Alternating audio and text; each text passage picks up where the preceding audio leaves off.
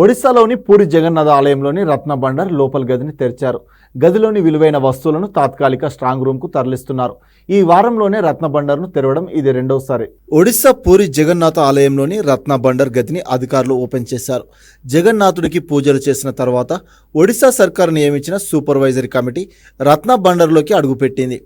July 14వ తేదీన బయట గదిలోని అమూల్యమైన ఆభరణాలు, ఇతర వస్తువులను స్ట్రాంగ్ రూమ్ కు తరలించిన విషయం తెలిసిందే. లోపల గదిలోని ట్రైజరీ పెట్టెలను స్ట్రాంగ్ రూమ్ కు తరలిస్తామని కమిటీ చైర్మన్ జస్టిస్ బిశ్వంతరావు తెలిపారు. పూరి రాజు గణపతి మహారాజా దివ్య సింగ్ దేబ్ సమక్షంలోనే ఆభరణాలు, విలువైన వస్తువులను స్ట్రాంగ్ రూమ్ కు తరలిస్తున్నారు. ఆభరణాల తరలింపు ప్రక్రియను వీడియో తీస్తున్నారు. పాములు పట్టే వాళ్లతో పాటు ప్రత్యేక భద్రతా సిబ్బంది ఆలయం వద్దే ఉన్నారు. షెడ్యూల్ ప్రకారమే 11 మంది సభ్యులు బృందం రత్న బండర్లోని ఇన్నర్ ఛాంబర్లోకి ప్రవేశించారు.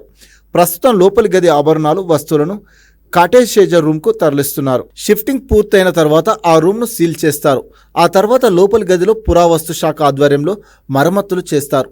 రిపేర్ వర్క్ పూర్తయిన ఇన్వెంటరీ వర్క్ మొదలవుతుందని పూరి గణపతి మహారాజు దివ్య సింగ్ దేబ్ తెలిపారు.